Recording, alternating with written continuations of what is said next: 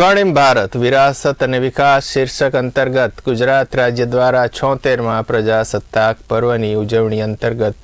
જે ઝાંખીની રજૂઆત થઈ રહી છે તે ખરા અર્થમાં જ ન માત્ર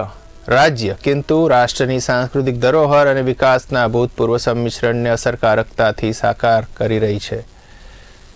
ગુજરાતની ઝાંખીમાં 12મી સદીના વડનગર એટલે કે આનર્તપુરના સોલંકી કાળના કીર્તિ તોરણથી લઈને 21મી સદીની અજાયબી સ્વરૂપ સ્ટેચ્યુ ઓફ યુનિટીના